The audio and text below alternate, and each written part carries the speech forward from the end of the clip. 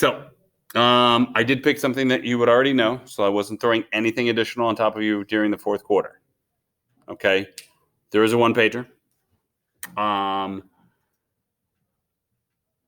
Again, you've done these before. There are examples of them down here. This is very similar. Again, I intentionally try to use things you've seen before, so I make sure that others have used similar examples. That's cool. Okay. You can look down through these 4 examples, all right, that might fit yours.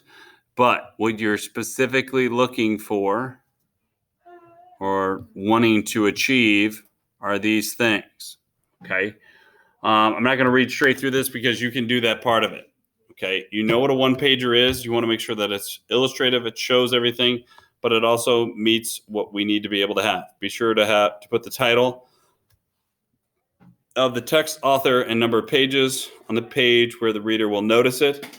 Pull down 2 notable quotes or phrases that jump out at you, make you think or wonder or remind you of something. Write them down anywhere on your page. Include 3 figurative language examples from the book. Quote and identify. Make it a personal statement about what you have read. What did it mean to you personally? What is your opinion? Don't just tell me whether or not you liked the book.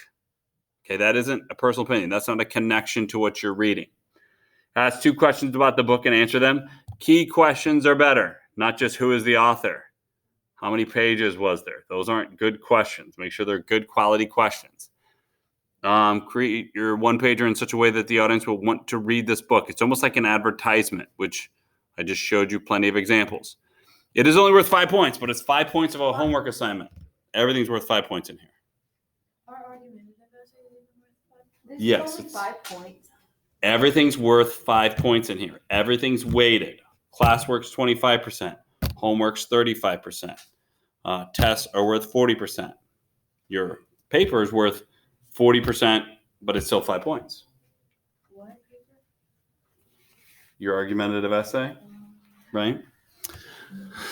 Okay, it's due May 13th. I'm giving this to you now because what should you have with you during the map test throughout the entire time? Pencil. A book. Pencil, yes, but you should have a book to read. If you have not already read one, you should have. But I gave you a checklist down here of what you have to have on the one-pager. Again, make sure they're creative, decorative, that they actually show that you understand the book and that you're getting across not only an understanding of the book, but the major themes, the major ideas. Make sure there's no doubt of whether or not you read this book. If I have doubt, trust me, we'll lower your grade. And you can plead and beg with me whether or not you read the book, but if it doesn't show up here on paper, then there's going to be questions.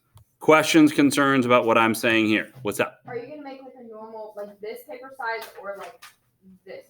One pager. This is also one pager, so which size paper? I would prefer a 8.5 by 11, but if you want to do it on bigger paper, that's fine. I just won't provide it for you. If you need a piece of paper, I have paper that you can have. 8.5 by 11, just a piece of regular printer paper. Okay. I didn't realize you guys have done a bunch of one pagers this year, but I guess this is our second one. Yeah, it's only 2, but We just do a lot of things. okay. No other questions? All right.